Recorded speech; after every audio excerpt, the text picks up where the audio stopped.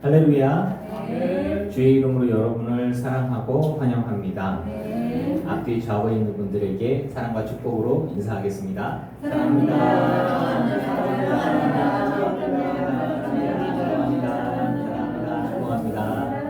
축복합니다.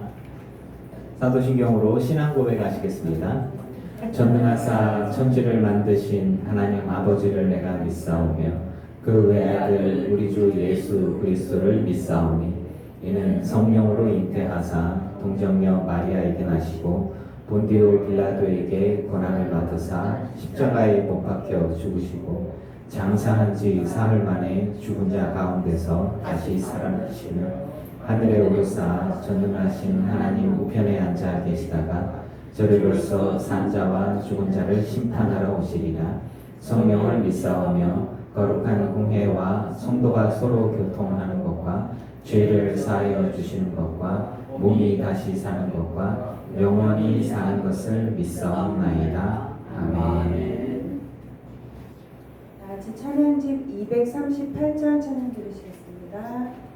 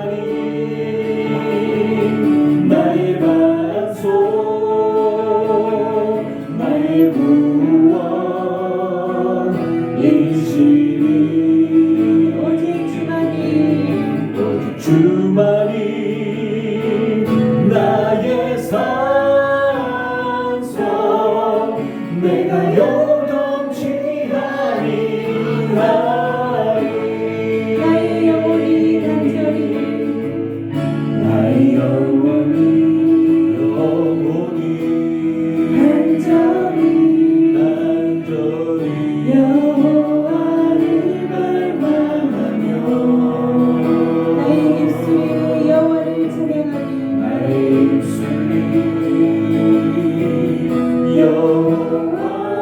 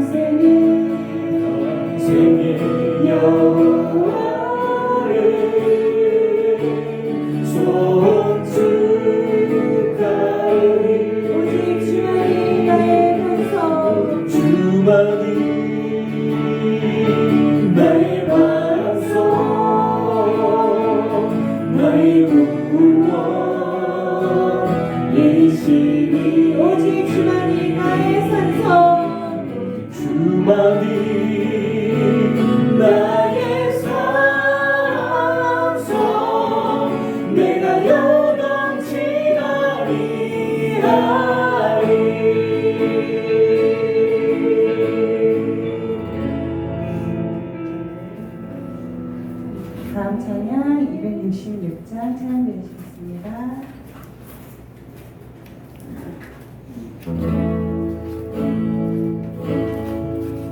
주가 보이신 생명의 길, 내 주님과 함께 상한 마음을 드리며 주님 앞에 나가리.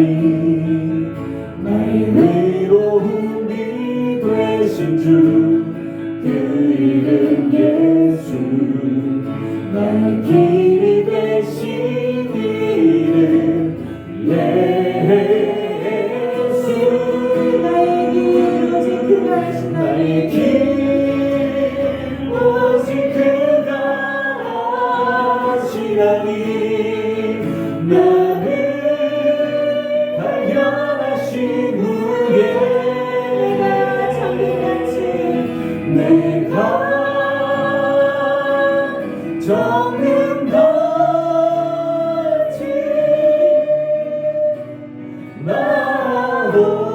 나오리라.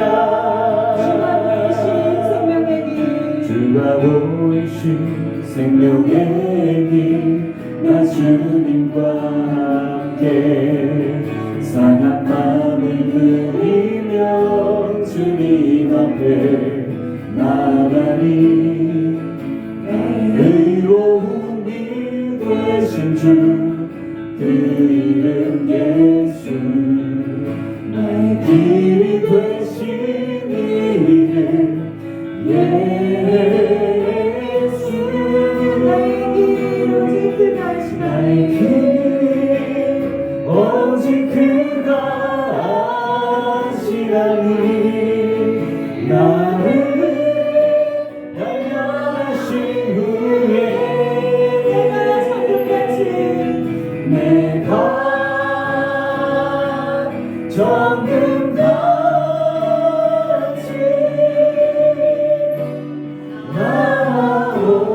나오리라.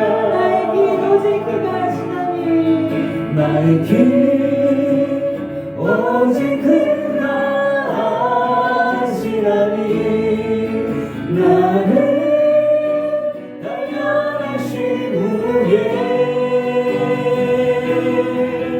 내가 정금같이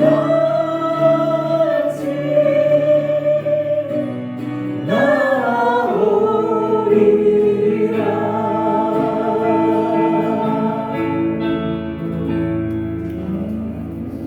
마지막 찬양 284장 찬양 드리시겠습니다.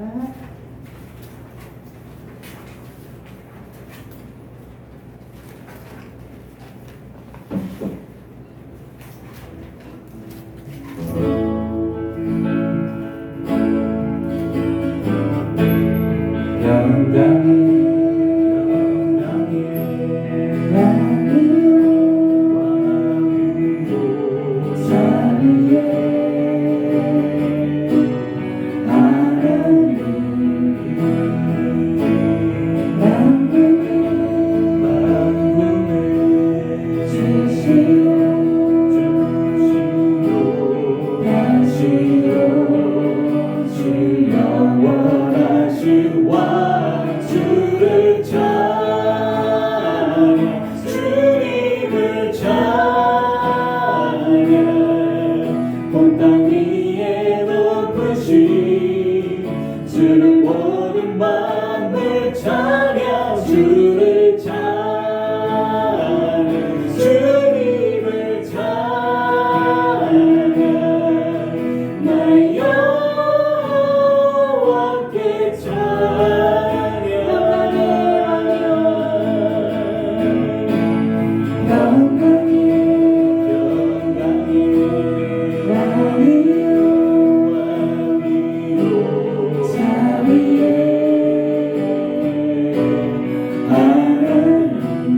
만군의 주시오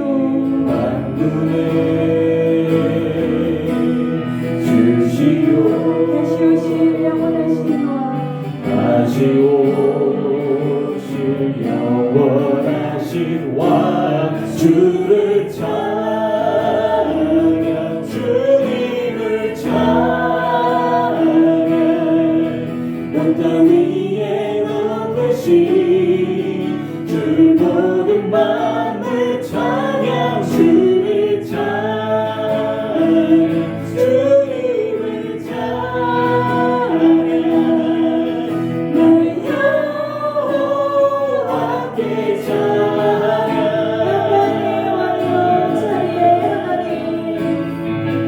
평강의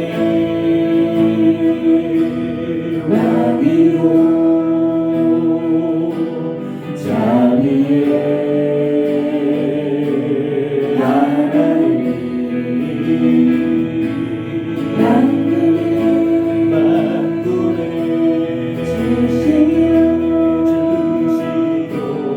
다시오 주여 원하신 왕 주를 찬양 주님을 찬양 온 땅 위에 높으신 주 모든 만물 찬양 주를 찬양 주님을 찬양 나 여호와께 찬양 주를 찬양 주님을 찬양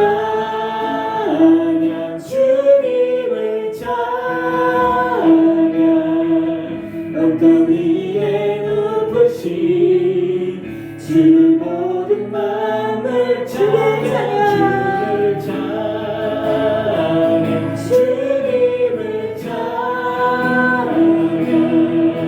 나 여호와께 찬양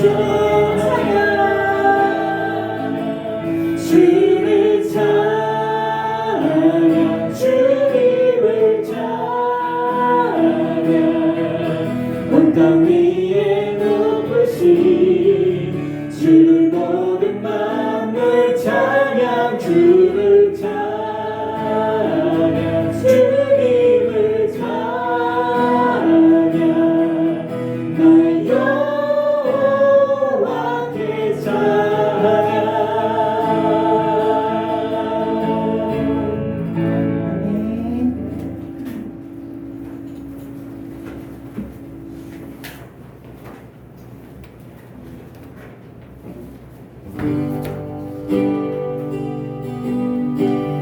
나는 하나님을 예배하는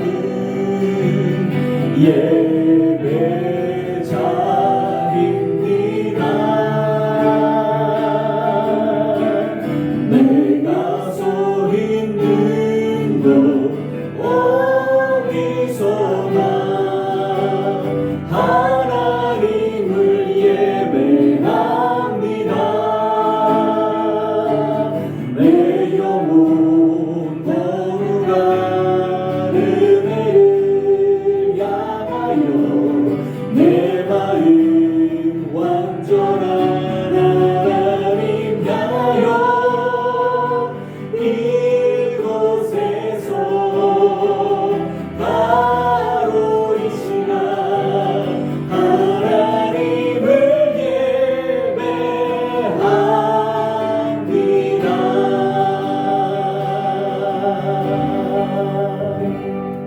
많은 은혜 받으시기 바랍니다. 우리의 마음을 모아서 임채길 권사님 기도하시겠습니다.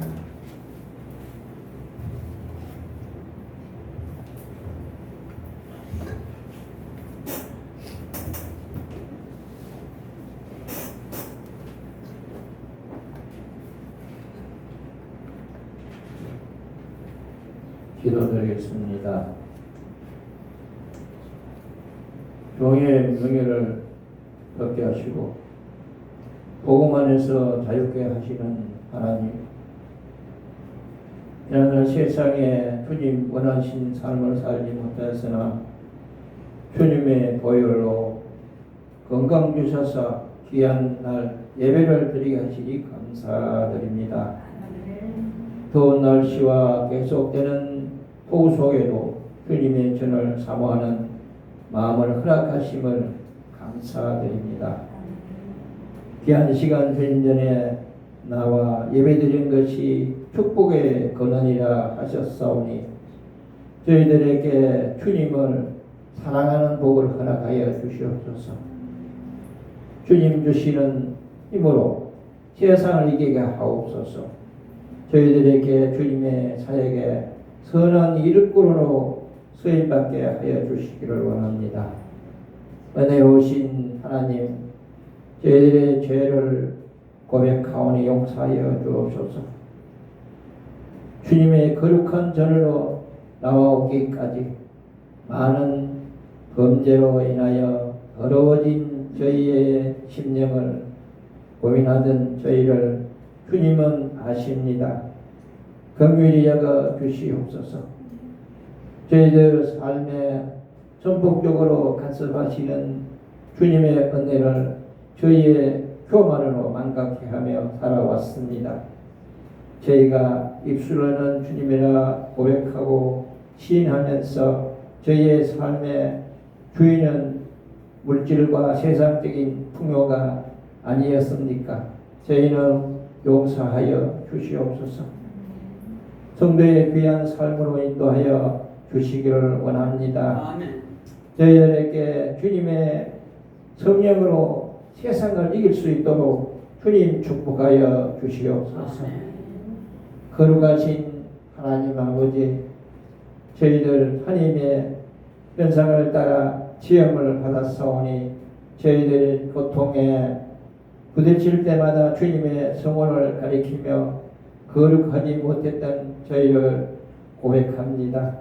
저희들에게 주님의 성스러운 자녀로서의 삶을 감당할 수 있도록 믿음을 더하여 주시옵소서. 성령 충만으로 성령의 열매들이 저희들의 삶에 맺혀지기를 기도드립니다. 저희들의 삶을 주님 친히 주관하시기를 간구드립니다. 저희들 예배를 위하여 수고하고 헌신하는 귀한 성도님들을 주님 친히 살피시고 저들의 필요를 채워주시고 저들의 수고 위에 크신 축복을 함께하여 주시기를 기도드립니다. 귀한 말씀 전하신 목사님 위에도 성령의 능력으로 동행하시고 원하오며 거룩하신 예수님 이름으로 기도드렸습니다. 아멘.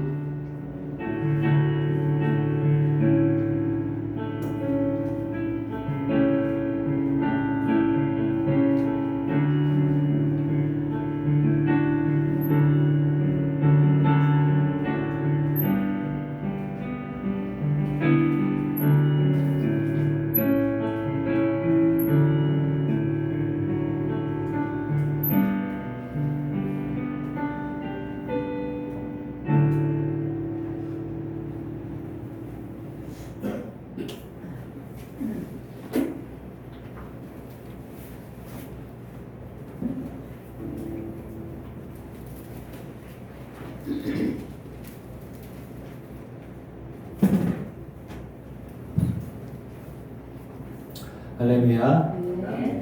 주의 이름으로 여러분을 사랑하고 환영합니다.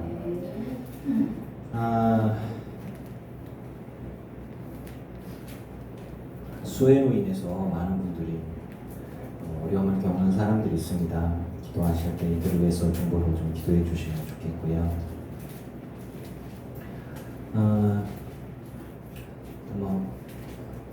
이현준 성도가 회사를 옮겼어요. 회사를 옮겨서 이제 지금 한 3개월간 파견 근무로 해서 그 영종도 쪽에 가 있고요.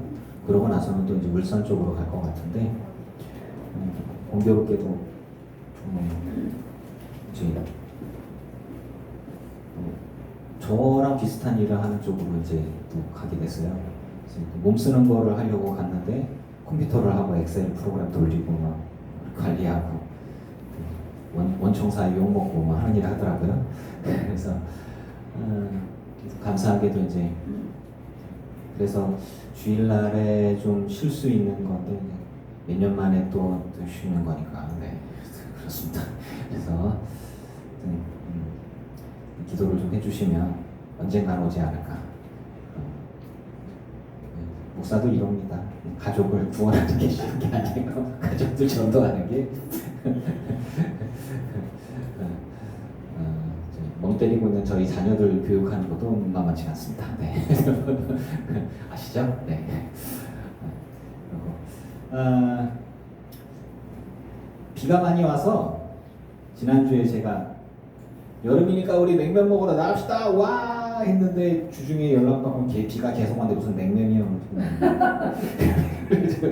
그냥 먹고 더울 때 갑시다. 뭐 이런 얘기 나와서 그러세요. 그죠? 네, 제가 햇볕은 쨍쨍 모래알은 반짝할 때 더워 죽겠는데 시원한 거 먹으러 가자 해야 되는데 여기서도 에어컨 틀고 이쪽에서 지금 그런 것 같아서 바꿔뗍니다. 알고 계시고요. 네. 그리고 지난주에 제가 사도 바울의 사역에 대해서 이렇게 설교를 하고 다 공감을 하고 그러셨는데 기록들을 보면서 이게 그 부분만 딱 그 찝고한 부분만 딱 그 13년에 딱 박혀 있으면은 야 이거 잘못하면 큰일 나겠다 싶어갖고 이제 안 하던 인물에 대한 부분들을 조금 더 이렇게 파면서 조금 더 보강 설교를 좀 해보려고 합니다. 사도 바울에 대한 부분들은 분명히 얘기를 하고 이 부분들이 조금 좀 잘 안 들어본 그런 어떤 각주까지 써가면서 밑에 좀 잘렸어. 하여간 그러면서 이제 설교를 좀 할 거라. 근데 이제 그러니까 하나님의 사람을 부르셔서 하나님이 일하시는 방법을 우리가 이 사도 바울, 제가 일부러 제목을 사도 바울이라는 말을 썼어요. 사도는 뭐예요? 예수님의 제자가 사도죠. 근데 바울은 예수님 본 적이 없어요. 근데 이 사람을 사도라고 해야 되는가? 근데 우리는 사도라고 해요. 근데 그 부분들과 함께 이제 현대 교회의 출발점이 되어지고 현대 신학의 근간이 되어지는 바울 신학에 대한 부분들도 얘기를 하면서 우리가 카톨릭을 어떻게 보고 우리가 유태교를 그다음에 하나님을 어떻게 이해하고 받아들이고 인식을 해야 되는가. 분명히 말씀을 드리면 내 아버지를 부인하면 내가 없고요. 그리고 내 할아버지를 부인하면 내가 없는 거예요. 유대인들이 다 지옥 가냐? 아니죠. 하나님이 택한 백성이 버리지 않는다 그랬어요. 대신에 예수 그리스도를 인정해야 되는 부분들이잖아요. 근데 이제 당시의 그 부분들에 대해서 어떻게 이해를 하고 그리스도의 제자 그리고 사울이 어떻게 이해하고 사울이 바울이 되었는지 이런 부분들부터 얘기를 좀 하면서 말씀을 보겠습니다. 좀 말씀은 좀 길어요. 사도행전 9장 17절에서부터 30절까지의 말씀들을 좀 볼게요.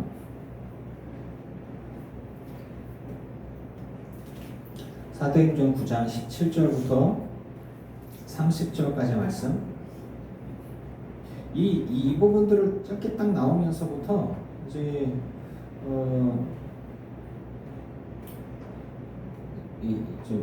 좀 해명을 좀 하면서 얘기를 할게요. 17절부터 30절까지니까 교독할게요.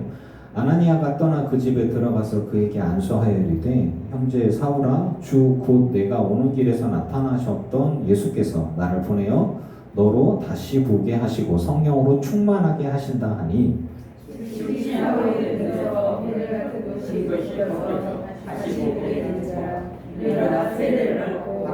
음식을 먹음에 강건하여 지니라. 사울이 아니요 내 거 속았지 다 속아. 사울이 다메섹에 있는 제자들과 함께 며칠 있을새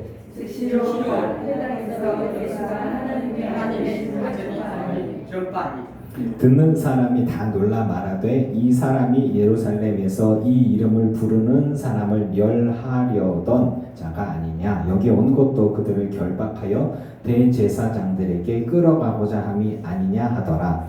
사울은 힘을 얻어 예수를 그리스도라 증언하여 다메섹에 사는 유대인들을 공격하게 아니라. 여러 날이 지나매 유대인들이 사울 죽이기를 공모하더니 그 계교가 사울에게 알려지니라.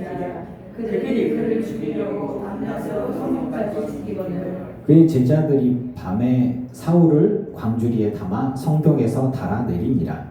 사울이 예루살렘에 가서 제자들을 사격하자.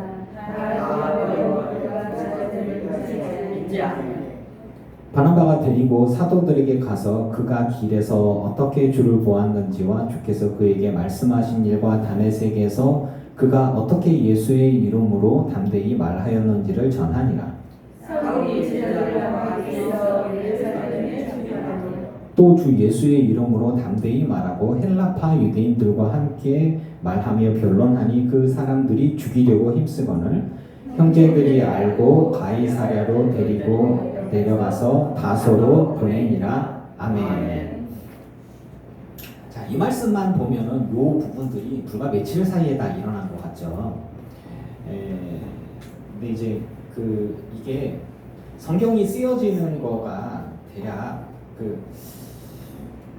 여러분 사도 바울에 대한 이야기 생애를 제가 조금 더 볼게요. 사도 바울의 생애는 베냐민 지파 소속에 속하는 디아스포라 유대인들, 유대인들이 살고 있는 그 팔레스타인 지역이 아닌 다른 지역으로 흩어져 있는, 그래서 그 지역에 정착해서 살아가고 있는 디아스포라가 이렇게 흩어지고 이렇게 분산되어진 이제 그런 표현들이에요. 그쪽에 속해서 다른 지역에, 이 유대인의 팔레스타인 지역이 아닌 다른 지역에 흩어져서 정착해서 직업을 가지고 살아가고 있으면서도 유대인으로서의 자신들의 이스라엘 백성으로서의 말씀을 지키고 율법을 지키면서 그 전통을 보존하고 있는 유대인들을 디아스포라 유대인들이라고 해요.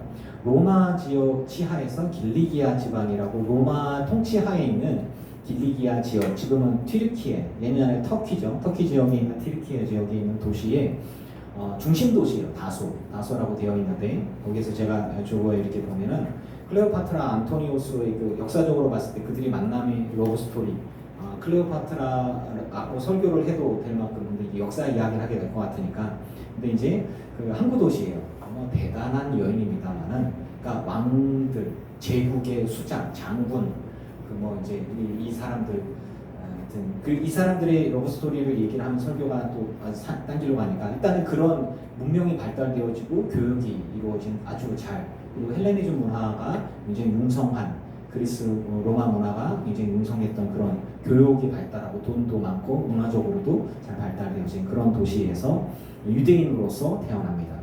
유대인의 혈통이니까 로마 제국의 시민이었어요. 할아버지가 이제 로마의 용병이었고, 그래서 가문 대대로 로마 시민권을 부여받는 특권 계층 중에 하나예요.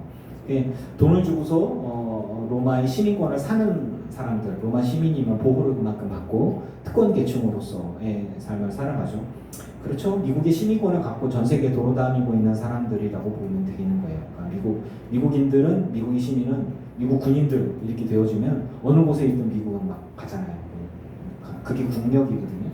그래서 그런 보호를 받으면서 이제 자라나면서, 그러니까 두 가지 문화, 그러니까 당시의 최첨단 문화 그리고 최강대국의 로마 문화를 가지고 있으면서 그 향유를 하고, 그쪽에 스토아 학파의 최첨단 학파의 지식을 다 갖고 그 언어를 사용을 하고, 이중 언어예요. 이중 언어.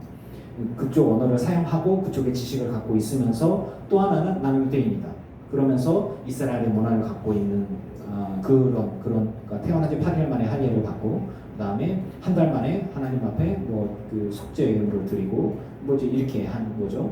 그리고 미드라시라고 얘기를 해서, 이스라엘 사람들은 초급 교육과 중等 교육이 있어요. 그래서 그 중에 이제 가말리엘이라고 하는 바리새파 중에서 가장 영향력 있는 사람 중에 하나예요. 초급 교육은 2년인데 13살에서 14살 사이에 바리새파 가말리엘 문화생으로 들어가고, 그럼 굉장히 어떤 줄이에요, 라인 같은 거죠.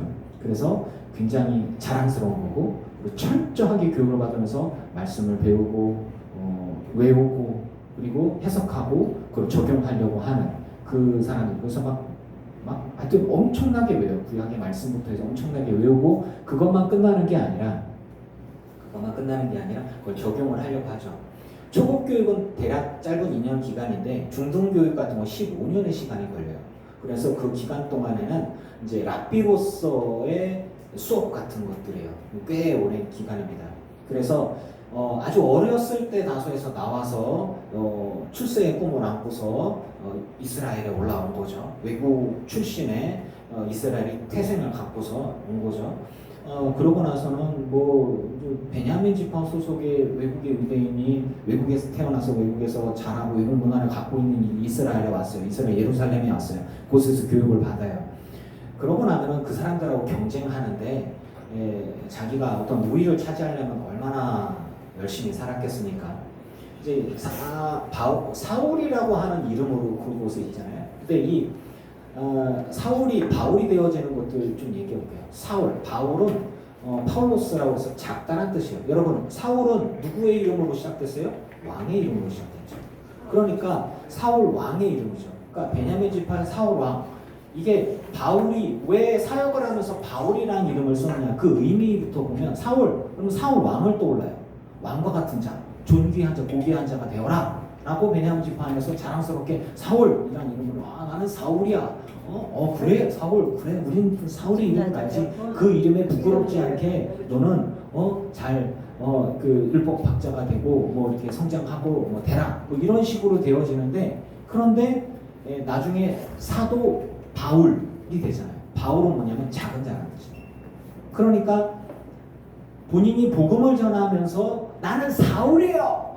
나는 베냐민 지파 소속이 이런 거 다 필요 없어. 나는 바울입니다. 나는 작은 자입니다. 나는 이제 이런 식으로 해서 이름들을 이야기할 때 우리가 얘기하는 사도 바울이란 말을 사용하기 시작하는 거죠. 그래서 이 사람이 갖고 있는 사역의 자기를 이해하는 본질적인 의미, 즉 사울이 바울이 됐어요. 왕과 같은 자가 나는 낮은 자, 아무것도 아닌 자. 나이 안 된 것은 하나님의 은혜요. 나는 그 괴수 중에 괴수예요. 뭐 이렇게 얘기를 하는 거죠. 그러니까 본인을 이해하고 그리스도 앞에 주님 앞에서 내가 어떠한 사람이었는지 어떻게 자신을 드러냈는지 이름부터 달라지는 거예요. 그리고 두 개의 이름을 썼느냐? 아니 그렇지는 않아요. 그러니까 사울이란 말은 히브리식 언어, 헬라식 히브리식 언어고 바울이란 말은 파울로스라고 해서 헬라식 언어예요. 그런데 이제 그 예수님의 제자들의 이름들도 사실은 그 두 가지 이름을 다 썼어요. 그 두 가지 각자 자기가 뭐 쓰는 말들을 썼겠죠. 근데 이제 하나의 이름을 두 가지로 뭐 이렇게 다 썼다 이제 그렇게는 안 쓰는 것 같아요. 그냥 바울은 바울이고 사울은 사울인데 이제 본인이 사역을 함에 있어서 난 예전에 왕과 같은 자가 되고 싶어 했던 사울이 아니라 사울 왕과 같은 자가 아니라 나는 작은 자다 바울이다 이렇게 전하면서 자 일단은 사울이 출세를 위해서 이제 예루살렘에 유학을 옵니다. 그래서 가말리엘의 문화생으로서 초급 교육을 받고 그러면서 이제 꿈을 안고 나는 바리새파의 대단한 사람이 될 거야. 라고 내 지도자가 될 거야. 위에 사람 잘 보여야 돼. 그러면서 초급 교육을 마치고 중등 교육을 하면서 이제 올라가고 있는데 예수라는 사람에 대한 이야기가 나오면서 예수라는 이야기를 예수의 제자들에 대한 이야기 뭐 그냥 그러겠죠. 그 중간에 대략 한 2, 3년 정도는 이제 랍비로서 뭐 율법을 가르치고 사람을 가르치고 그런 일을 좀 했겠죠. 그러다가 끝날 때쯤 되니까 이게 자기는 기반이 없는 거예요. 자기가 생각하기에는, 제가 보기에는. 그래서 제가 얘기했죠. 좀 출세를 하려고 하는데 업적이 있어야 될 거 아니야. 그래서 이렇게 보니까 예수의 잔당들이 예루살렘에 남아있고 뭐 이렇게 되어지고 하니까 야 이거 안 되겠네. 그래서 그 대제사장들과 그들 입장에서 봤을 때는 봐봐요. 이스라엘 안에서 유대인들의 모임의 사순절 절기, 기독교 모임이에요? 아니요. 사순절은 유대인 절기예요. 오순절 절기, 77절, 초막절 이거 여호와 하나님 앞에서 이스라엘의 백성들이면 당연히 하나님 앞에 드려지는 절기예요. 그러면 이 사람들이 오순절에 성령이 임했어요. 교회가 탄생했다고 우리는 얘기를 하죠. 하지만 오순절에 성령이 임하시고 그곳에 모여있던 사람은 삼위일체 하나님께 예배했어요? 아니에요. 여호와 하나님께 기도한 거예요. 예수님을 따르던 제자들도요. 예수님과 예수님을 따르는 제자들도 새로운 종교를 만들 생각이 없었어요. 예수님의 제자들은 철저하게 유대주의자들이에요. 예수님의 제자들은요. 여호와 하나님을 섬기고 메시아를 보내준다는데 그 메시아가 오셨어. 그 메시아가 이스라엘의 왕이지. 이 땅을 회복시키고 백성을 구원하라고 하나님이 그분의 아들을 보내주셨어. 근데 모세오경과 토라를 읽는데 보면 하나님과 동등된 존재 이스라엘은 받아들일 수가 없어요. 하나님의 아들 받아들일 수가 없어요. 그러니까 예수님은 하나님의 이야기를 하고 근데 모세가 하나님의 아들을 보내준다는 얘기를 안 해줬어. 율법에 안 나와. 근데 예수님은 하나님으로부터 얘기 듣고 하나님으로부터 하고 니들 말이야 안식일을 안 지키는 자는 잡아 죽여라 라고 모세를 통해 알리는데 예수님은 안식일에도 이래. 근데 기적이 일어나. 이스라엘 사람들이 아니 세례 요한도 헷갈리는 거예요. 아니 당신이 오실 그분입니까? 나 헷갈려 죽겠어요. 그러니까 예수님이 야, 병든 자가 일어나고 못 보는 자가 보게 되고 귀신이 쫓겨나가고 죽은 자가 살아나고 나를 보지 말고 내가 말하는 것과 나를 통해 일어난 결과들을 보아라. 그 모든 것들이 나를 증언하는 거다. 세례요한도 내가 엘리야, 그러니까 미리 하나님이 보낸 엘리야한테 본인이 엘리야에 대한 기억이 없어. 그냥 세례 요한인 거야. 그런데 성령께서 하나님이 자기한테 알려주셨어요. 예수님을 증언하라고. 나는 그분이 오실 길을 예비하는 자다. 근데 내가 누군지는 몰라. 기억이 없어. 그런 거죠. 하나님은 하여튼 예수님을 보내주셨어요. 그래서 구원자로 보내주셨는데 유대인들의 시각에서 봤을 때 예수님을 통한 새로운 종교가 형성된 게 아니라 우리가 기다리던 메시아가 오셨다. 그리고 그분이 회복시킬 거다. 우리의 영혼을 구원할 거다라는 이야기를 하니까, 그러니까 우리가 교회 안에서도 그런 운동들, 리바이벌, 다시 예수님께로, 다시 복음으로 돌아가자, 뭐 이런 거잖아요. 예수님은 그거예요. 여호와께로 돌아가자. 니들이 너무 세속화되었어. 바리새파 니들 돈을 바뀌기. 니들 세속화되어 있어. 사두개파, 대제사장들, 니네 자리를 지키려고 정치적으로 그렇게 되었는데 아니야. 하나님 앞으로 돌아가. 여호와 하나님께로 돌아가. 이런 거거든요. 그리고 예수님께서 너희가 기다리는 메시아가 왔으니 나를 통해 너희가 죄사함 받고 구원받고 우리 여호와 하나님께로 돌아가자. 하나님께서 너희들 다 구원하실 것이다 라고 하면서 새로운 것들을 얘기하는데, 예전에 이야기되어지는 것들은 다 이제는 그림자고, 내가 복음의 핵심이고 구원의 핵심이고 그리고 율법의 핵심이고 율법의 완성이다 라고 얘기하는데, 이스라엘 백성은 받아들일 수가 없는 거예요. 그걸 받아들일 수가 없어. 그런데 그걸 받아들일 수 있는 이들이 누구냐면 외국에서 온 사람들, 다른 지역에서 온 사람들이 그걸 받아들일 수 있는 거예요. 근데 예수님의 제자들은 예수님을 따라다니면서 예수님이 하신 얘기를 다 이해할 수가 없어. 아니, 우리들이 원하는 거는 다윗과 같은 위대한 왕이고 솔로몬과 같은 위대한 왕이고 돈 많고 부유하고 남을 정복해서 성전도 짓고 뭐 하나님의 기적을 우리에게 알려주시고 지혜도 가득하고, 그러니까 부유하고 돈도 많고 왕국도 든든하게 서가고 그런 왕을 원하는데, 예수님은 내가 죽어야 돼. 뭔 소리예요? 내가 죽을 거야. 왜 죽어요? 왕인데?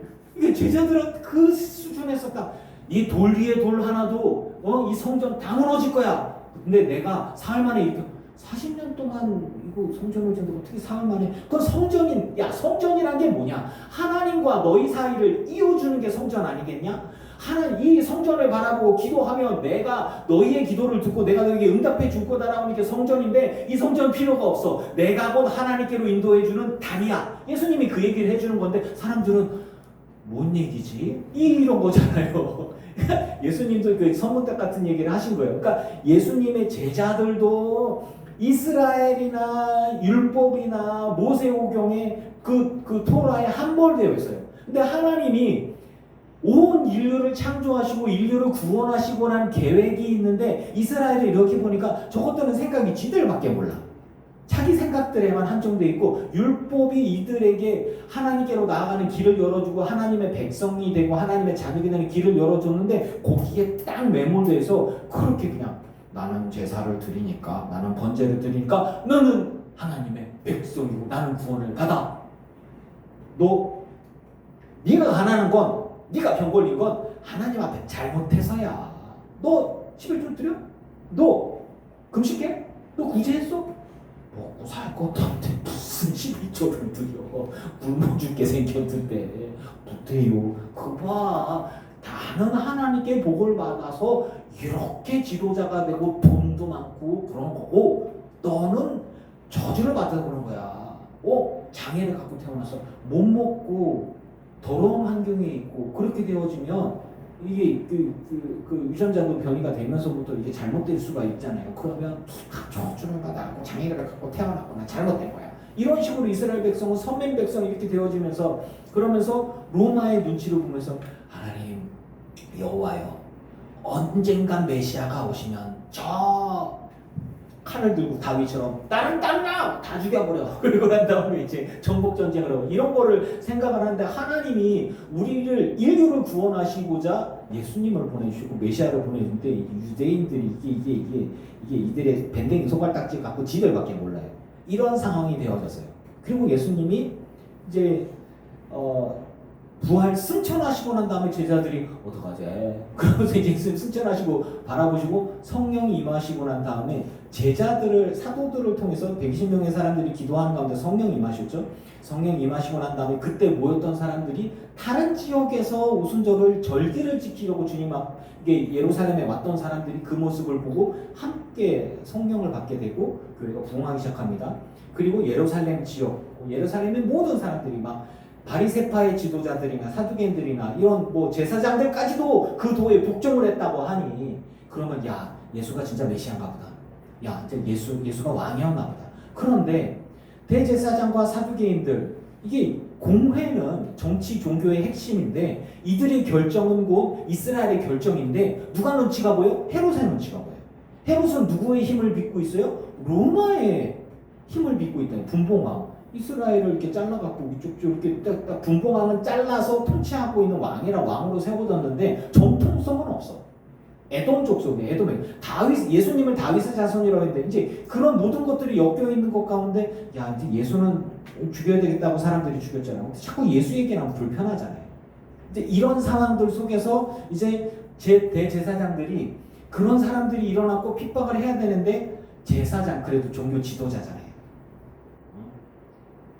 막 여호와 하나님 앞에 나아가자 막 하고 막 기도하고 막 선을 행하고 이스라엘 예루살렘에서 칭송을 받던 사람들을 잡아다가 오게 가지고 야 예수를 인정할 거야 말 거야. 예수는 이단이었어. 잘못된 믿음이야. 우리에게는 모세밖에 없어. 우리에게는 율법밖에 없는 거야. 어디 예수를 믿어? 너 잘못 생각했어. 너 베냐민 지파니 너 지파에서 삭제. 너네 집안, 너 직업도 너 내 삭제. 예수를 그리스도로 인정하거나 예수의 잔당들은 우리 그 여호와 하나님을 섬기는 믿음에서 뭔가 잘못됐어. 예수는 하나님의 아들이들. 그거는 신성도덕이야. 너 돌 맞고 죽을래? 너 다시 되돌아오래? 알겠습니다. 죄송합니다. 잘못했습니다. 내가 잠깐 잘못 생각해서 이렇게 해서 가르치려고 잘못하게 하려고 감옥에 가두는 거예요. 그런 일들을 하는데 종교 지도자들이 여러분들이 생각해요. 거룩하고 하나님 앞에 복을 받고 선을 행하면 하나님의 복을 받고 이렇게 좋은 말들을 많이 하는 사람들이 다 잡아라. 감옥에 집어넣어라. 고문을 해서 생각을 바꾸게 해라. 이런 것들 하면 얼마나 힘들겠어요. 그죠? 그러고 있는 상황이니까 누군가가 그걸 해줘야 돼. 잡아와야 되고 뭐 체포해와야 되고 무력을 써야 되고 군사를 데리고 와야 되고 종교 지도자들은 착해 보여야 되잖아요. 근데 안 착한 일을 해야 돼. 그럼 손에 피 묻히는 거를 누가 해야 돼? 누군가 시켜야지. 그 출세하고 싶은 누군가가 나와야 돼. 그게 누구냐면 제가 보기엔 사울인 거예요. 다소 지역에서 저거 베냐민 지파 저 사울이라고 저쪽 지역이 저 튀르키에 있는 지역 그쪽 지역에 유학 와갖고 하는데 쟤가도 열심히 아주 똑똑해. 쟤 헬라 그 이중 언어야. 이스라엘 말만 한 게 헬라 언어도 있고 로마 시민권이거든. 아이 저거 뭐 어디서 와가지고 저거 아이고 열심히 해봐라 그래. 연줄도 없는 게 뭐 이런 식이잖아요.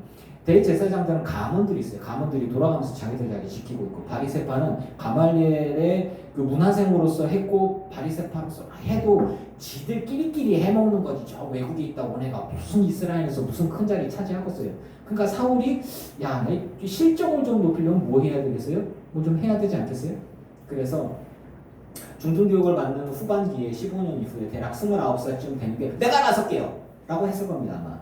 그렇게 해갖고 대제사장들에게 가서 예수를 따르는 예수의 제자들 잔당들은 잘못 믿고 있으니 유대인들의 믿음이 잘못된 이게 좀 오염되어진 잘못된 믿음을 갖고 있으니 다 잡아오겠습니다. 그리고 때려잡으려고 한 240km 거리에 있는 그쪽 지역이 산악지역으로 되게 높고요. 제가 그래서 뭐 한 2000피트라고 해서 뭐 800m라고 되는데 길이 산을 넘어가야 돼. 산은 되게 높아요.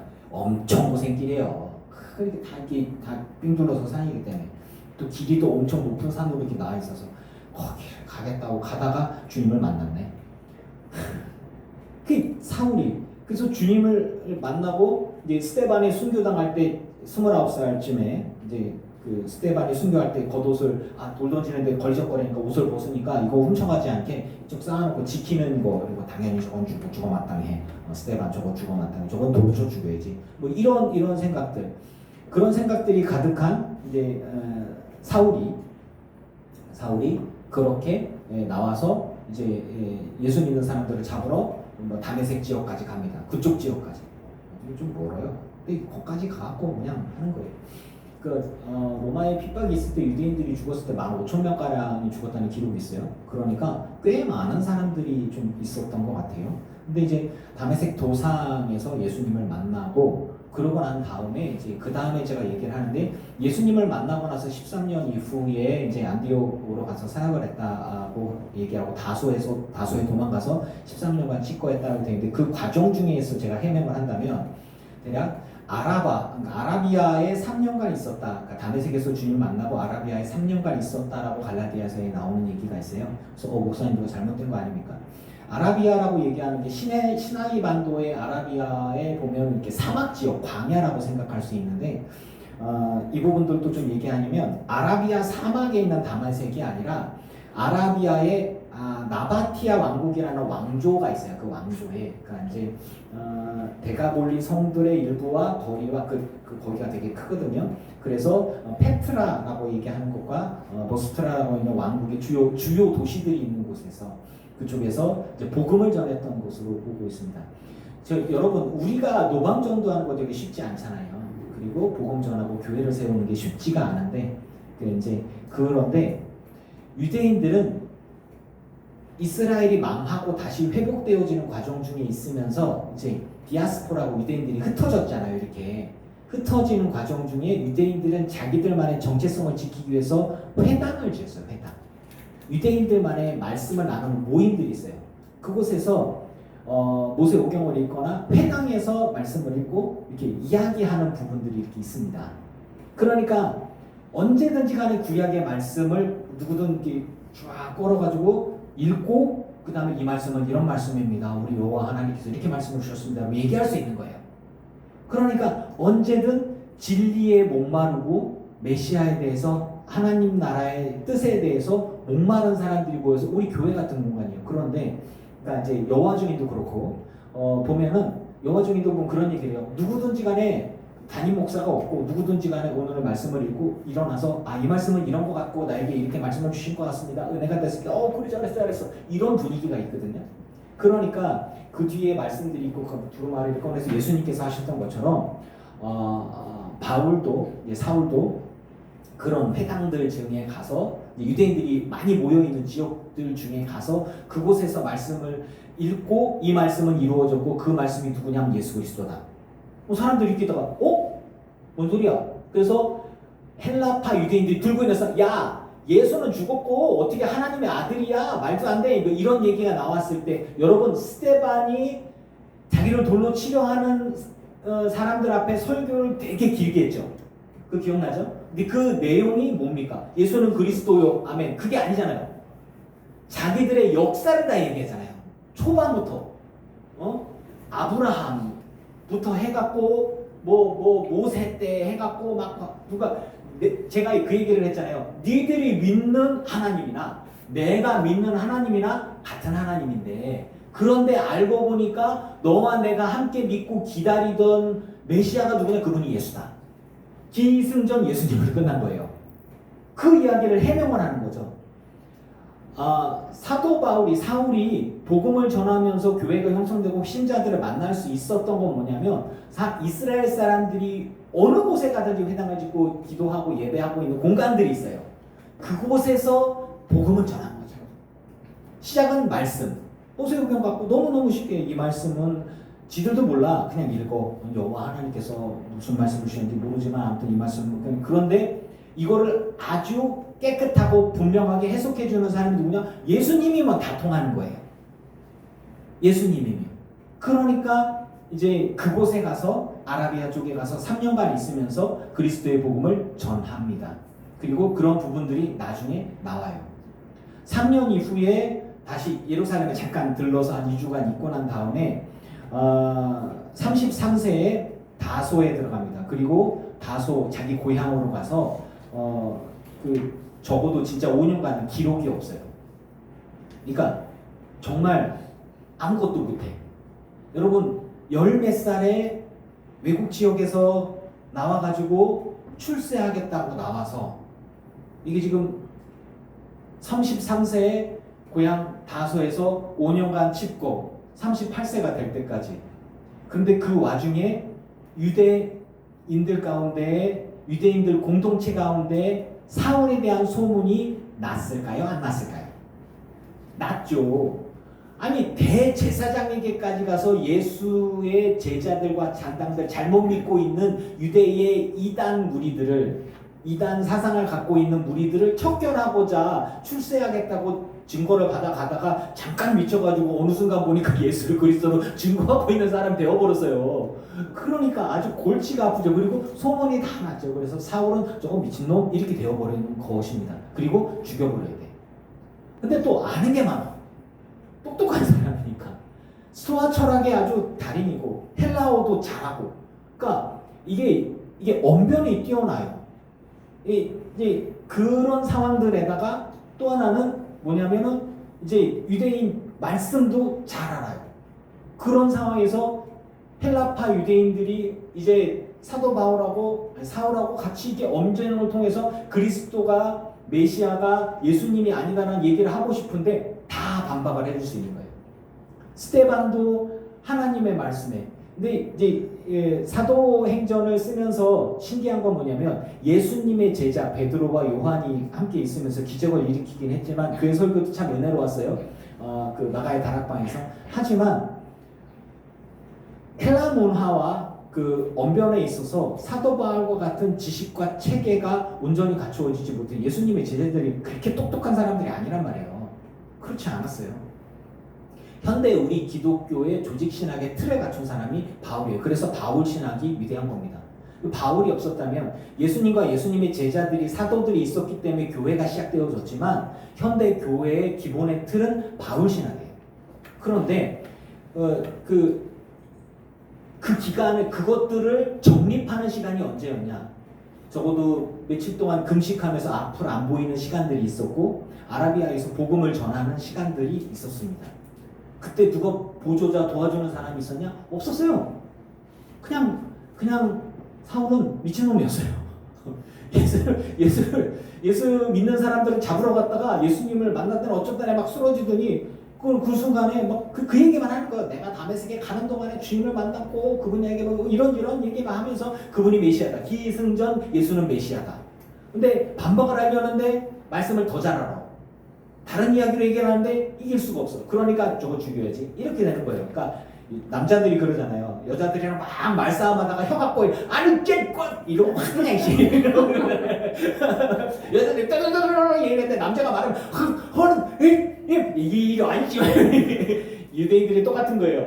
사도바울하고 사울하고 말싸움을 해서 논리적으로 하나님 말씀 갖고 싸우는데 못 이기네. 그러니까 아이 저거 죽여버리지 내가 어떻게 할 수가 없네. 이런 상황이에요. 다소로 돌아갑니다.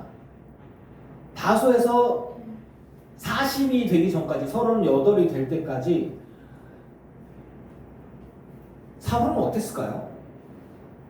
분명히 아나니아를 통해서 그에게 전달되어진 얘기였어요. 이방인에게 복음을 전하기 위하여 택한 나의 그릇이고 그가 나를 위해서 얼마나 고난을 당하고 핍박을 받아야 될지를 내가 보였다라는 표현이 있어요. 그 얘기가 뭐냐면 사도 바울이 앞이 안 보이는 가운데 여호와 하나님께 기도하는데 내가 누군지 아냐? 너는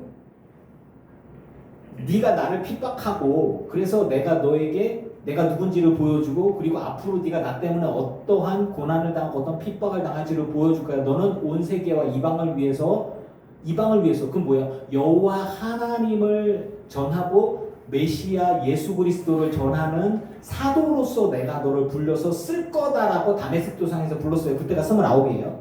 얼마 전에 스데반을 죽는 거예요. 와, 잘 죽었다라고 할 때예요. 그리고 나서 38이 될 때까지 성과가 있었어요? 없었어요. 성과 없어요.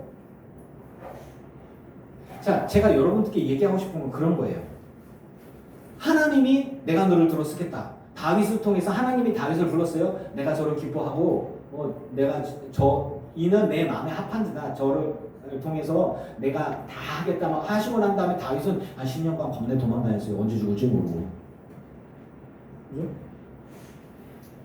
하지만 다윗의 능력으로 왕이 되고 위대한 게 아니라 하나님이 그를 왕으로 세우신 거예요. 할렐루야. 그리고 그 위대한 일을 다 이루신 거죠. 그래서 다윗이 하나님을 의지할 때 물론 칼을 두고 자기가 싸워요. 가나안 정복도 그렇고 이스라엘 사람들이 출애굽을 해갖고 가나안에 들어간 것도 그렇고 하나님이 그냥 자기들이 싸우지만 기도하면서 하나님의 말씀에 순종했을 때에 그들이 얻는 거예요. 갈렙처럼 이 길이라, 여호수아 이 길이라. 이게 우리 믿음의 사람들이 가져야 할 게 그런 거예요. 하나님이 내가 너를 지명하여 불렀나니 너는 내 것이라라고 해서 그럼 하나님이 나를 쓰시겠구나 하는데 나는 뭐 해야 돼? 주님이 내게 주신 비전과 방향성을 바라보고 열심히 달려가야 돼. 열심히 달려가야 돼요. 주님이 저를 목사로 세우겠다 그래서 그래요 감사합니다라고 누워있으면 되나요? 아니요, 공부해야 돼요 열심히. 그런 거예요.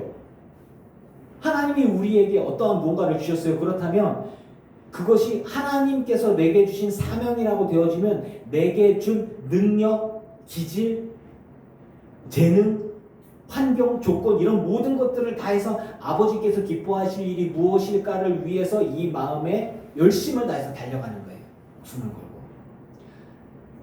근데 준비하는 시간도 필요한 거죠.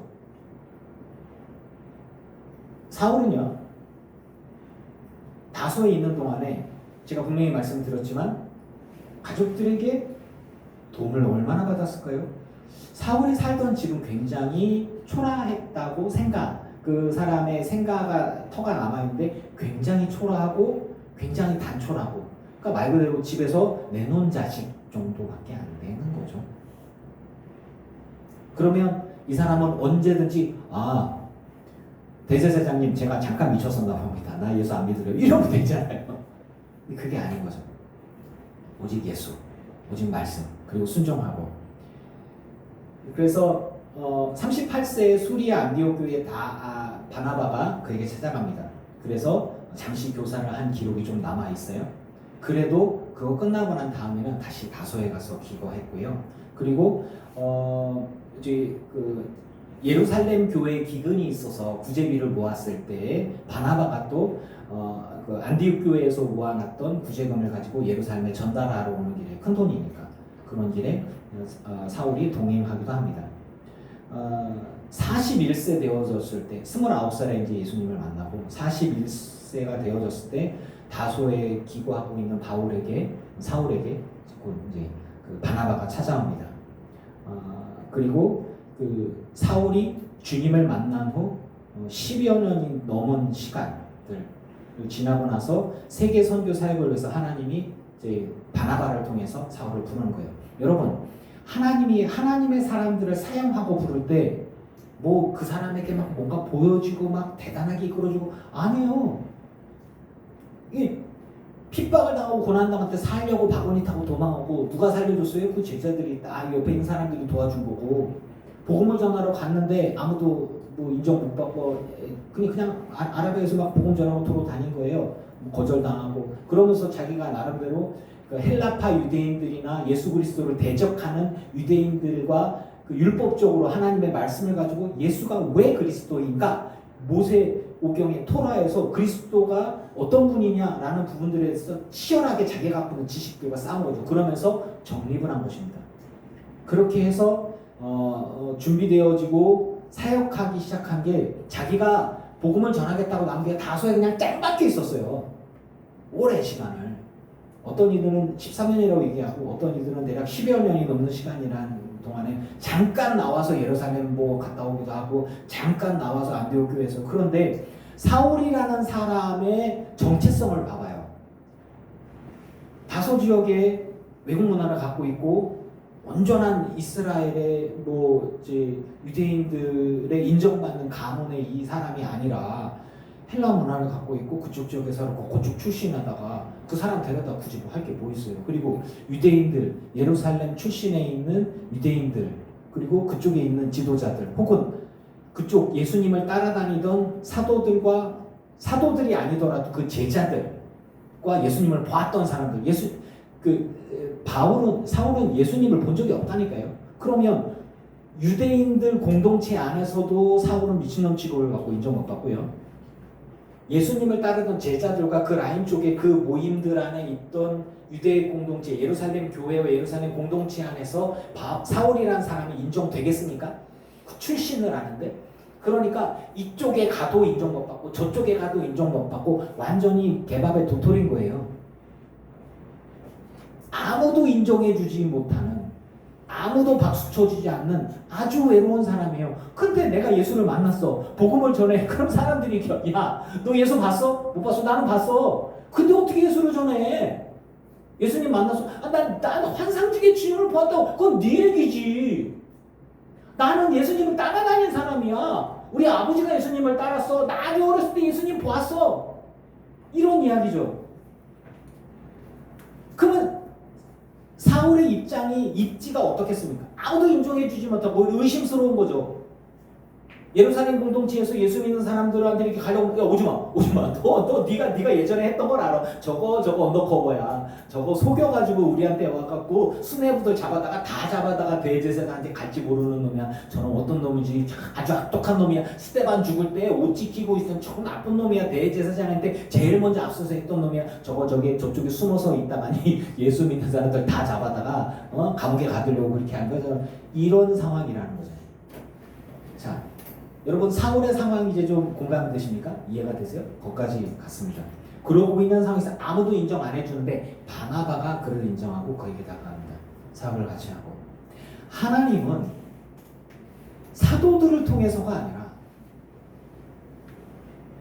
바나바라는 하나님의 사람을 통해서 이 사람이 만약에 언더커버, 즉 간첩 속여가지고 다 우리 잡아내려고 하는 그런 사람이라면 내가 내 목숨이라도 내놓겠다. 바나바 같은 그런 아주 이해심 많고 온유하고 믿음이 강한 그런 사람이 하나님의 성령에 감동해서 사울에게 찾아갑니다.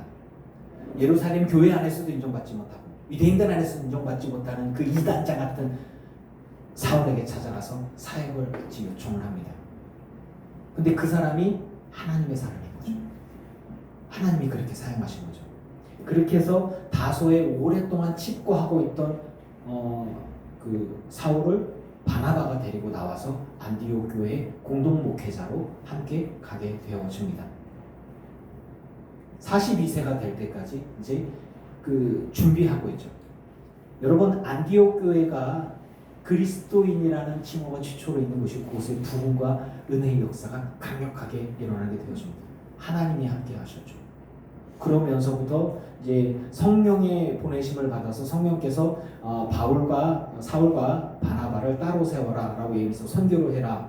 기도하는 하나님의 사람들을 통해서 그런 이야기가 나오면서 이제 선교가 되죠. 어떤 사람들은 사도 바울을 30년간 사역했다 그래요. 그런데 제가 얘기하죠.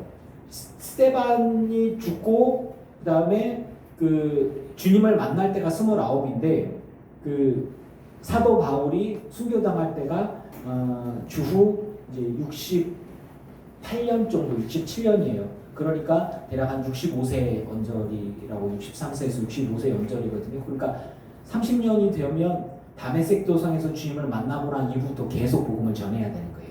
그러면 교회가 세워지기 시작한 건 언제냐? 10여 년이 지난 이후부터, 즉 20년의 시간 동안에 4차의 선교를 하는 동안에 교회가 세워집니다. 근데 그 교회들이 어디냐면 다 회당들이었어요. 흩어져 있는 유대인들, 헬라파 유대인들에게 하나님의 말씀을 증거하면서 여호와 하나님의 말씀이다라고 증거하면서 기승전 예수 그리스도. 그러면서부터 그들 가운데 야 와서 더 얘기해라. 아이 저거 뭐 이렇게 얘기를 하는데 그 말을 듣고 믿고 따르고 했던 사람들이 교회가 되기 시작한 거예요. 이렇게 각 지역들마다. 그래서 사실은 되게 준비되어져 있는 거죠. 헬라파 유대인들 가운데 여호와 하나님의 말씀을 제대로 이해하고 해석한 사람이 몇 명이나 되겠어요. 외국 지역에 살면서. 그런데 예루살렘에 가서 바리새파로서 가말리엘에서 온전히 말씀을 제대로 유대인의 시각으로 공부를 했고 그러면서 헬레니즘 문화까지 다 알고 있는 사람이에요. 근데 그 사람이 외국에 가서 하나님의 말씀을 읽고서 이해를 해주는데 기승전 예수 그리스도라 라고 얘기하니까 그쪽 사람들이 감동이 있는 거죠. 또 사도 바울을 통해서 기적과 능력이 나타나기도 하고 그러니까 그들 가운데 예수를 믿는 사람들이 늘어나기 시작한 겁니다. 물론 제가 이제 분석해 봤을 때는 그런 거죠. 그런데 이제 하나님께서 그를 42세 이후에 선교 여행을 하도록 감동을 주셨어요. 42살에 하나님이 부르신 거예요. 29살에 불러서 42세 이후에 이제 선교를 하기 시작하는 거죠. 그래서 제가 이제 13년을 얘기를 했던 건데, 그러고 나서 선교를 하면서 투옥되고 다시 선교하고 투옥되고 다시 선교하고를 반복합니다. 55세 때에 이제 예루살렘 성전에서 유대인들에게 붙잡혔고요. 그리고 여러분 이스라엘 사람들은 새로운 종교라고 생각하지 않았어요. 예수님을 따른 예수님의 제자도 새로운 종교라고 생각하지 않았고, 사도 바울조차도 기독교라고 얘기하는 그리스도교라고 하는 종교를 새로 만들 생각이 없어요. 이 사람들은 예수님도 새로운 종교를 만들 생각이 없었어요. 하지만 유대인들이 예수 그리스도를 인정하지 않고 핍박하기 때문에 같이 갈 수 없어서 갈라진 것뿐이에요. 이해하십니까? 그래서 이스라엘 사람들이 믿는 여호와 하나님이나 우리가 믿고 있는 하나님이랑 같은 하나님인 거예요. 이해하십니까? 이스라엘을 이단이라고 그러면 안 돼요. 우리 할아버지 부인하는 거니까. 그런 상태입니다. 그래서 사도 바울이 했던 건 뭐냐면, 이제 사울이 아니라 나는 바울이다, 나는 작은 자이다, 그러면서 이스라엘이여 회개하라, 너희들이 기다리던 메시아가 그분이다, 그리고 그분이 우리에게 오신 이유는 이스라엘만을 위한 게 아니라 온 인류를 구원하기 위해서 예수께서 오셨다라고 얘기하는 구원관과 여호와 하나님에 대한 시각과 삼위일체론들이, 이런 부분들이 다 사도 바울의 바울 신학을 통해서 정립이 되어진 겁니다. 그런데 유대인들은 그걸 인정할 수가 없고 받아들일 수가 없는 것이었어요. 그래서 이제 복음을 전하고 투옥되고 복음을 전하고 투옥되고 계속 하다가 로마에 가서 나는 재판받겠다라고 얘기를 하면서 결국 로마에까지 가죠. 근데 그쪽 가다가 막 100년간 옥살이 하면서 몸도 안 좋고 그러는데 59세 되어졌을 때 풀려났어요. 저는 생각해봐요. 한 20년 넘게 복음을 전하고 투옥되고 두들겨 맞고 고통당하고 무시당하고 막 그렇게 하면은 이제는 한 60이 다 돼갖고 몸도 만신창이에요. 이분은 키도 작고 머리도 벗겨지고 얼굴도 되게 못생겼대요. 그리고 몸도 부정하고 눈에 안질이 있어가지고 잘 못 먹고 이렇게 하면은 이제 좀 그래요. 눈에 안질이 있고 약을 해야 되고 하다가 쓰러지기도 하고 간질이 있었는지 어쩌는지 그거는 모르겠지만 하여튼 몸도 안 좋아. 의사도 있어야 돼요. 하여튼 그 정도쯤 됐으면 저 같으면 아유 주님 나 이 정도면 그만할라요 할 것도 같은데, 여주인은 그랬을지 몰라요. 근데 사도 바울은요, 이 사람은 무서운 사람이에요. 정말 죽을 때까지 선교하는 사람이에요. 감옥에 갔어요. 그 엄청 두들겨 맞고 고통당하면서 그러면서도 예수밖에 몰라. 하나님 나라밖에 몰라. 계속해서 복음을 전하시는 거예요. 결국은 복음을 전하다가 또 붙잡혀요. 그리고 나서 이제 네로 황제 때 핍박이 있을 때, 그때 65세 때 투옥되고 순교를 당하게 됩니다. 지금 우리가 믿고 있는 기독교는 예수님의 제자들이 갖고 있던 그들의 시각이나 봤을 때, 여러분 신약 성경 후반부 읽다 보면은 사도 바울이 다른 복음을 전하는 한 저주를 받는 자요, 그래서 율법을 얘기하고 할례를 강조하고. 그럼 제가 물어볼게요. 예수님의 제자들, 사도들이라고 하는 사람들이 할례를 하지 말라 그럴까요? 자기들은 할례 받는데? 아니요, 자기들은 할례 받아요. 율법을 지키지 말라고 예수님의 제자들이 베드로가 그런 얘기 했을까요? 아니요, 베드로가 이방인들하고 교제하면서 같이 밥 먹으라고 그랬을 때 다른 이스라엘 사람들은 얼른 자리에 나와서 피했단 말이에요. 그래서 그 사도 바울이 대판 싸웠죠. 야, 네가 그렇게 외식하면서 말이야, 네가 수장이 될 수 있어? 라고 얘기를 하는 거죠. 이런 부분들이란 말이에요. 이 교회가, 여러분 봐봐요. 헬라파 유대인들 7집사가 다 헬라파 사람들이었어요. 그리고 스데반이 순교를 당했죠.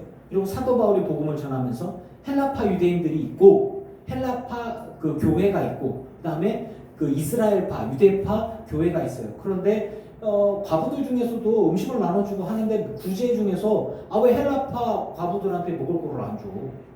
그러니까 가만히 보면 교회가 은혜 가운데 성령이 충만해갖고 부흥했잖아요. 근데 그 안에서도 파벌이 있고 그 안에서도 차별이 있었어요.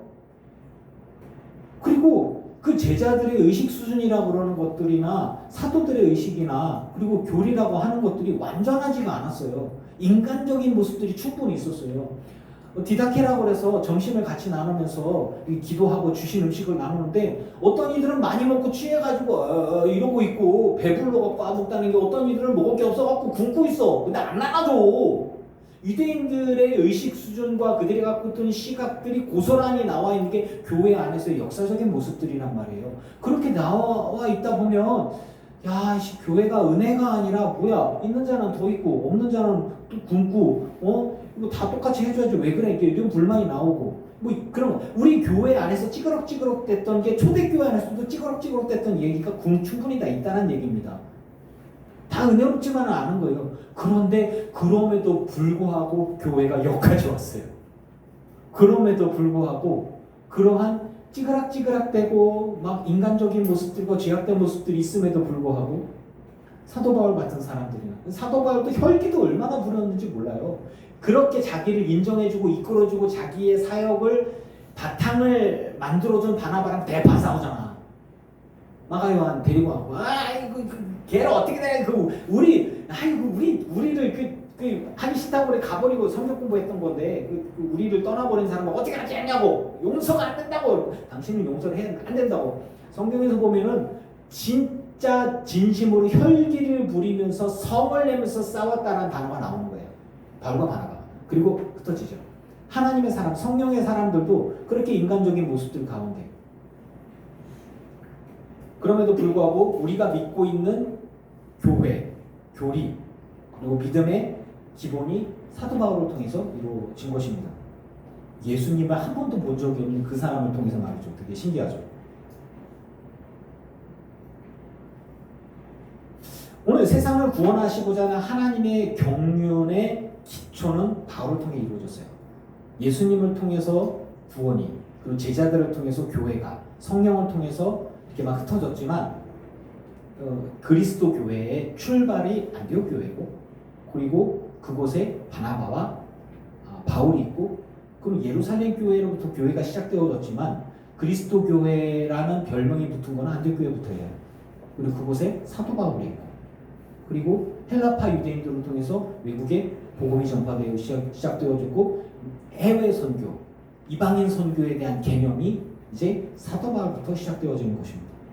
그리고 교회학의 기본이 거기서부터 되어졌고, 만약에 사도 바울이 없었다면 이스라엘 교회는 이스라엘 백성들만의 교회가 됐고, 예수 그리스도도 이스라엘을 위한, 유대인들만을 위한 구원이 되어졌을지도 모릅니다. 그리고 우리는 다 지옥 가는 인간으로 끝났을 수도 있는 거예요. 지금 우리가 믿고 있는 예수 그리스도, 우리가 믿고 있는 여호와 하나님, 우리가 알고 있는 선교의 개념이 여기서부터 출발합니다. 하나님께서 일하시는 방법에 대해서 말씀을 나누고자 합니다. 여러분, 우리들의 인간적인 모습들, 부족한 모습들, 그리고 연약한 모습들이 다 있어요. 교회 안에서도 부족한 모습들이 있고 인간적인 실수 같은 것들이 있죠. 그럼에도 불구하고 하나님은 하나님의 구원의 경륜, 큰 구원의 계획 가운데 사람들을 들어 쓰시고 사용하셔서 그 모든 일들을 이루고 승리케 하시는 하나님이심을 믿습니다. 저와 여러분 다 주님 앞에 모든 것을 맡기고 감당할 수 있기를 주의 이름으로 축원합니다.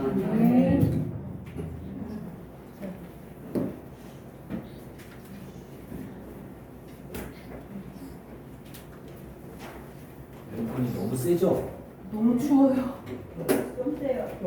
어우.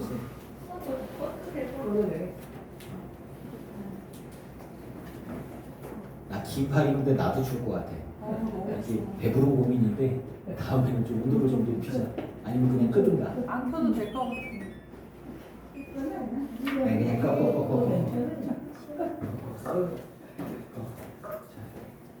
여름에 추워서 덜덜 떨고 있어. 우리 저기 여기 가운데서 예배할 때 에어컨 없이 땀 뻘뻘 흘리면서 가운데서 예배할 때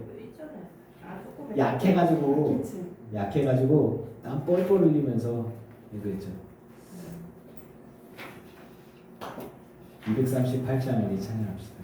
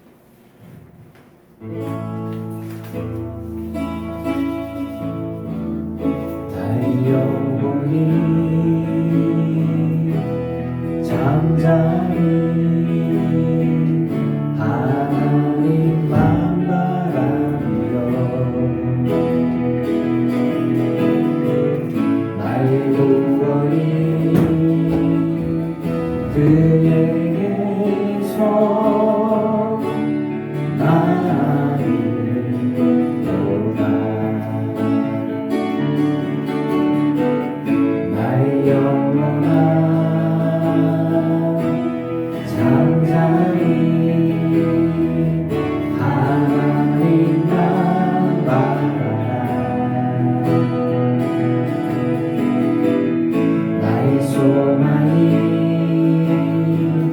저에게서 나은거라.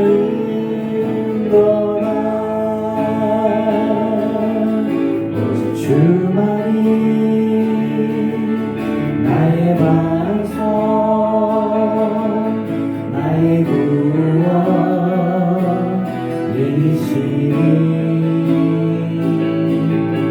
오직 주만이 나의 산성, 내가 요동치 아니하리.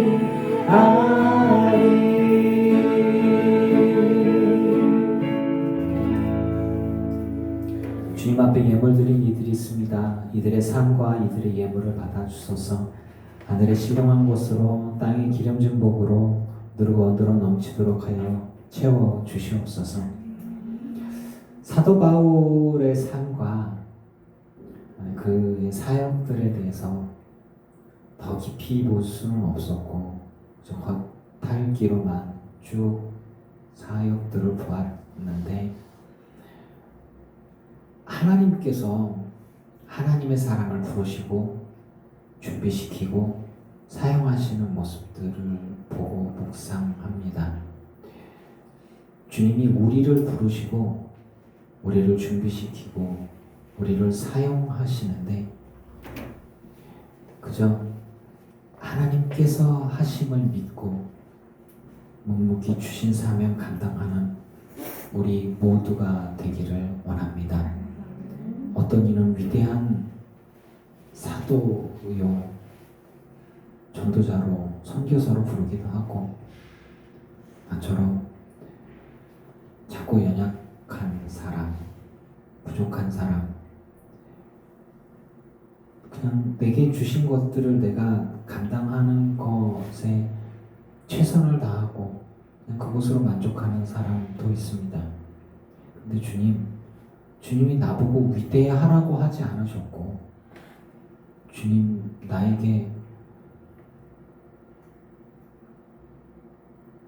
뭔가 대단한 일을 하라고 날 부르신 게 아님을 믿습니다. 그냥 내 삶 속에서 내가 할 수 있는 일들을 하는데 내 마음에 주님이 소원을 두고 행하게 하시고 감동을 주셔서 그것들을 하며 그것이 주님 앞에 기쁨이 되고 주의 나라의 도구가 되어지는 것을 저는 믿습니다. 교회 안에도 연약한 모습들이 있고 사람들 안에도 한계가 있고 부족함들이 있고 실수가 있습니다. 그러나 우리 가운데 역사하시는 성령님께서 그 모든 것들에도 불구하고 연합하여 선을 이루고 구원의 완성을 이루어 가시는 하나님을 믿습니다. 세상이 악하고 흉하고 승리하는 듯 보여도 하나님이 결국 승리케 해 주심을 믿습니다. 우리는 다 주님 앞에 모든 것을 맡기고 내게 주신 사명을 그저 묵묵히 감당하고자 합니다. 그게 주님 앞에 가치 있는 인생이고 삶임을 믿습니다. 사도 바울은 자기가 위대한 사도로서의 바울이라고 자기가 자기 자신을 얘기한 적이 없고, 위대한 선교사로서 쓰겠다고 노력한 적도 없습니다. 어린 시절에 젊은 시절에 출세하겠다고 잘 보이겠다고 열심을 낸 적은 있지만 그가 주님을 만난 이후에는 자기의 생명을 다 바쳐 예수 그리스도를 전하는 것만 하다가 순교하고 자기가 위대한 사도가 되는 것에 관심도 없었고 누군가에게 박수 받는 것도 관심이 없었고 그를 위대한 신학자요, 전도자요, 선교사요, 목회자요 이런 거 기대한 적도 없습니다. 우리가 후대에 그의 삶을 보면서 아 이렇게 쓰임받는 사람도 있구나, 이 사람 때문에 교회가 이렇게 섰구나 라고 우리가 알 뿐입니다. 그죠? 이 사람을 사용하셔서 하나님의 일을 이루시고 위대한 교회를 세우시고 이렇게 구원의 사역에 이 먼 곳까지 복음이 전파되어진 시작점을 이루신 모든 것 다 이루신 주님을 찬양할 뿐입니다. 아버지, 어떤 사람에 대한, 어떤 사역에 대한 평가는 역사는 후대의 사람들이 평가하는 것이고, 내 인생은 주님이 내 삶을 보시고 박수 쳐주는 것임을 저는 믿습니다. 사람들의 시각, 사람들의 평가, 이런 것들에 휘둘리지 않고 주님께서 날 어떻게 바라보실까를 생각하면서 묵묵히 주신 사명 감당하는 우리 모든 성도들 되게 하여 주시옵소서. 예수님의 이름으로 기도합니다. 아멘. 이제는 우리 주 예수 그리스도의 크신 은혜와 성부 하나님의 지극하신 사랑하심과 성령님의 충만케 하시고 승리하게 하신 은혜가 예배하는 늘 기쁜 교회 성도들과 오지 못한 이들과 온라인으로 예배하는 이들과 모든 이들의 가정과 가문과 자손과 일터 위에 이제로부터 영원토록 함께 없시기를 간절히 축원하옵나이다. 아멘.